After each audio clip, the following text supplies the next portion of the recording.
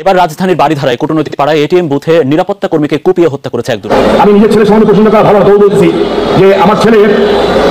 আপনি একজন নারায়ণগঞ্জ সিটি কর্পোরেশনের অভিভাবক, আপনি ঘটনা দেখবেন না? আসসালামু আলাইকুম দর্শক শ্রোতা, একজন নিরাপদ কর্মীকে হঠাৎ কুপিয়ে হত্যা। দর্শক শ্রোতা এরকম ঘটনাই ঘটালেন এবং অবশেষে কি হলো সে বিষয়ে আমরা বিস্তারিত জানবো এবং এই দিকে এবার এমপি শামীম ওসমানের ছেলেকে নিয়ে চলছে অনেক আলোচনা সমালোচনা। দর্শক আজকে ভিডিও দেখলে কিন্তু আপনারা অনেক তথ্য জানতে পারবেন। বর্তমান যে রাজনৈতিক অঙ্গনের সর্বশেষ যে আপডেটগুলো রয়েছে সেগুলো আমরা জানবো। তো কথা না বাড়িয়ে চলুন আমরা ভিডিও মূল আলোচনা চলে যাই। ভিডিও মূল আলোচনা চলে যাওয়ার আগে আপনার কাছে আমার ছোটো করে একটু অনুরোধ, আপনি যদি প্রত্যেক মুহূর্তের আপডেট পেয়েছেন তো অবশ্যই চ্যানেলটি সাবস্ক্রাইব করে দিবেন এবং পাশে থাকা বেল আইকনটি ক্লিক করে দিবেন, তাহলে প্রত্যেক মুহূর্তের আপডেটটি সবার আগে পৌঁছাবে আপনার কাছে। দর্শক কথা না বলে চলুন আমরা সেই ভিডিওগুলো বিস্তারিত দেখে আসি। এবার রাজধানীর বাড়িধারায় কূটনৈতিক পাড়ায় এটিএম বুথে নিরাপত্তা কর্মীকে কুপিয়ে হত্যা করেছে এক দুর্বৃত্ত। বুধবার ভোর 5:15টার দিকে শাহজাদপুর এলাকার মধুমতি ব্যাংকের এটিএম বুথে খুন হওয়া ওই নিরাপত্তা কর্মীর নাম হাসান মাহমুদ। সিসিটিভির ফুটেজে দেখা যায় মুখ ঢাকা এক যুবক বুথে ঢুকে ঘুমন্ত কর্মীকে হত্যার পর নির্বিঘ্নে বেরিয়ে যাচ্ছেন। দর্শক, আমাদের সহকর্মী আব্দুল্লাহ তহিন এটা নিয়ে একটা রিপোর্ট করেছেন। কূটনৈতিক পাড়া বাড়িধারার শাহজাদপুরে প্রধান সড়কের উপরই বহুতল ভবনের নিচতলায় এটিএম বুথ। সিসি ক্যামেরার ফুটেজে দেখা যায় বুধবার ভোর 5:13 দিকে মুখে মাস্ক পরা মধ্যবয়সী এক যুবক ব্যাগ হাতে বুথে প্রবেশ করে। বুথের ভেতর তখন ঘুমিয়েছিলেন 50 ঊর্ধ্ব নিরাপত্তা কর্মী হাসান মাহমুদ। তাকে কুপিয়ে মৃত্যু নিশ্চিতের পর 5:22 রাস্তায় উকি দিয়ে বাইরের পরিস্থিতি বুঝে নেয় খুনি। এর কিছুক্ষণ পরই মোবাইলে কথা বলতে বলতে নির্বিঘ্নে বেরিয়ে যায়। ক্রিকেটের জার্সি গায়ে বের হওয়ার সময় তার হাতে কোনো ব্যাগ ছিল না। সকাল 10টার দিকে একজন গ্রাহক টাকা তুলতে গিয়ে রক্তাক্ত নিরাপত্তা কর্মীর নিথর দেহ দেখে খবর দেন ভবনের অন্যান্যদের। খবর পেয়ে মরদেহ উদ্ধার করে পুলিশ। কাস্টমার আছে আপনার 9:40 আইসা বলতেছে এই লোক একটা এই জায়গায় মরে রয়েছে।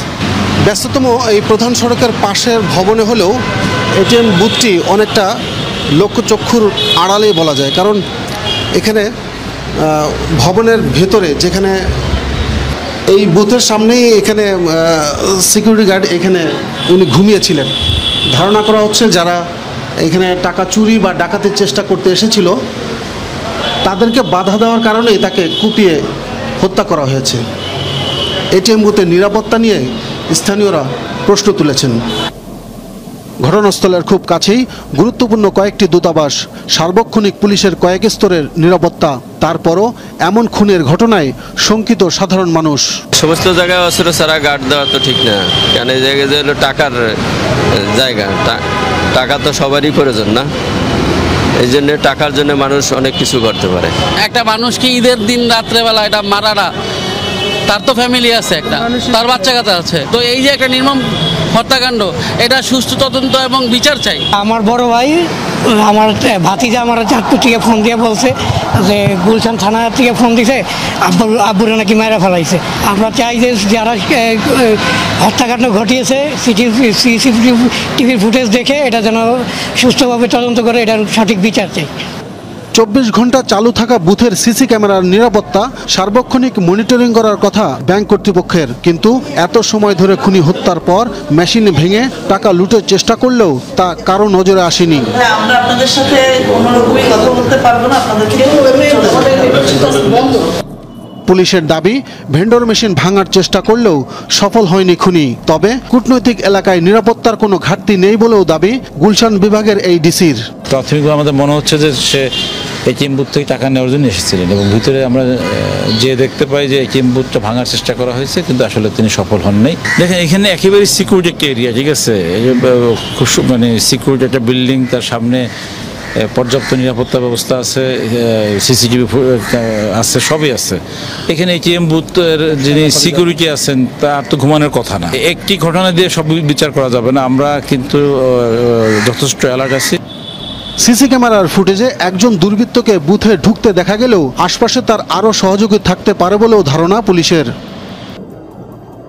তো দর্শক, আপনার ভিডিওটি দেখলেন, আর ভিডিওটি দেখে যদি আপনার কোনো মন্তব্য থাকে তাহলে অবশ্যই কমেন্ট বক্সে কমেন্ট করতে মূল্যবান মন্তব্য জানিয়ে দেবেন। দর্শক, এখন আমরা পরবর্তী আরেকটি ভিডিও দেখবো যেটা দ্বারা আমরা আরও কিছু তথ্য আমরা জানতে পারবো। দর্শক চলুন আমরা সেই ভিডিও বিস্তারিত দেখে আসি।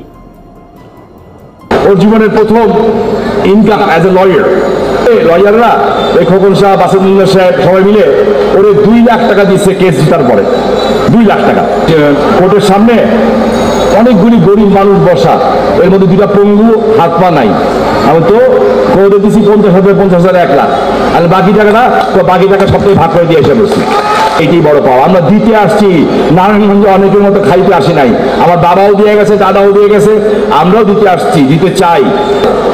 আমি নিজের ছেলের সম্বন্ধে প্রশ্ন করা ভালো না, তবু বলতেছি যে আমার ছেলে ল পাস করার পরে ঢাকার সবচেয়ে বড় লয়ার বাসেদ মজুমদার, ওনার আন্ডারে কিছুদিন কাজ করলো, নারায়ণগঞ্জে একটা কেস করতে আসলো।